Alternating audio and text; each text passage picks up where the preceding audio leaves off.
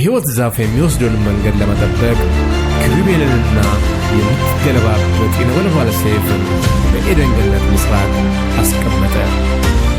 ምዕራፍ 3 እባብም እግዚአብሔር አምላክ ከፈጠረው ከምድር አውሬ ሁሉ ይልቅ ተንኮለኛ ነበረ። ሴቲቱንም በውኑ እግዚአብሔር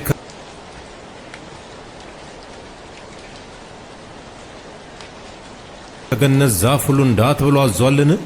አላት። ሴቲቱም ለእባቡ አለችው፣ በገነት ካለው ዛፍ ፍሬ እንበላለን። ነገር ግን በገነት መካከል ካለው ከዛፍ ፍሬ እግዚአብሔር አለ፣ እንዳትሞቱ ከእርሱ አትብሉ፣ አትንኩትም። እባብም ለሴቲቱ አላት፣ ሞትን አትሞቱም።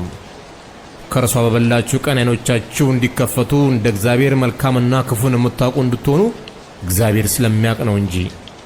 ሴቲቱም ዛፉ ለመብላት ያማረ እንደሆነ ለዓይንም እንደሚያስጎመጅ ለጥበብም መልካም እንደሆነ አየች።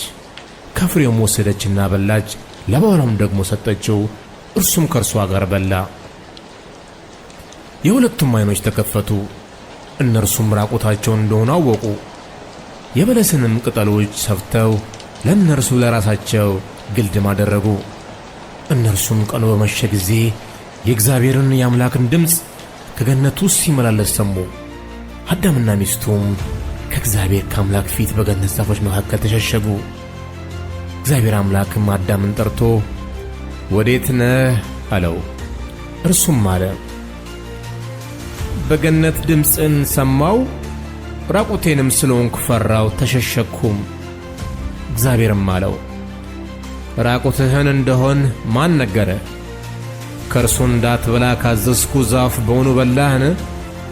አዳምም አለ፣ ከእኔ ጋር እንድትሆን የሰጠኸኝ ሴት እርሷ ከዛፉ ሰጠችኝና በላው። እግዚአብሔር አምላክም ሴቲቱን ይህ ያደረግሽው ምንድን ነው አላት። ሴቲቱም አለች፣ እባብ አሳተኝና በላው። እግዚአብሔር አምላክም እባቡን አለው፣ ይህን ስላደረግ ከእንስሳት ከምድር አራዊትም ሁሉ ተለይተህ አንተ የተረገምክ ትሆናለህ። በሆድህም ትሄዳለህ፣ አፈርንም በሕይወት ዘመን ሁሉ ትበላለህ። በአንተና በሴቲቱ መካከል በዘርህና በዘሯም መካከል ጠላትነትን አደርጋለሁ። እርሱ ራስን ይቀጠቅጣል፣ አንተም ሰኮናውን ትቀጠቅጣለህ። ለሴቲቱም አላት፣ በጸነስሽ ጊዜ ጭንቅሽን እጅግ አበዛለሁ። በጭንቀት ትወልጃለሽ፣ ፍቃድሽም ወደ ባልሽ ይሆናል፣ እርሱም ገዥሽ ይሆናል። አዳምንም አለው፣ የሚስትህን ቃል ሰምተሃልና ከእርሱ እንዳትበላ ካዘዝኩ ዛፍም በልተሃልና ምድር ካንተ የተነሣ የተረገመች ትሁን።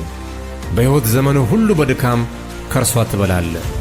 እሾህና አሜከላ ታበቅልብሃለች፣ የምድርንም ቡቃያ ትበላለህ። ወደ ወጣህበት መሬት እስክትመለስ ድረስ በፊትህ ወዝ እንጀራን ትበላለህ፣ አፈር ነህና ወደ አፈርም ትመለሳለህና። አዳምም ለሚስቱ ሔዋን ብሎ ስም አወጣ፣ የሕያዋን ሁሉ እናት ናትና። እግዚአብሔር አምላክም ለአዳምና ለሚስቱ የቁርበትን ልብስ አደረገላቸው፣ አለበሳቸውም። እግዚአብሔር አምላክም አለ፣ እነሆ አዳም መልካምና ክፉን ለማወቅ ከእኛ እንዳንዱ ሆነ።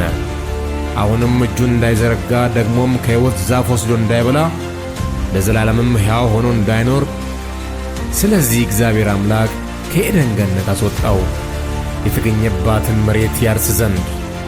አዳምንም አስወጣው፣ ወደ ሕይወት ዛፍ የሚወስደውን መንገድ ለመጠበቅ ኪሩቤልንና የምትገለባበት የነበልባል ሰይፍን በኤደን ገነት ምስራቅ አስቀመጠ።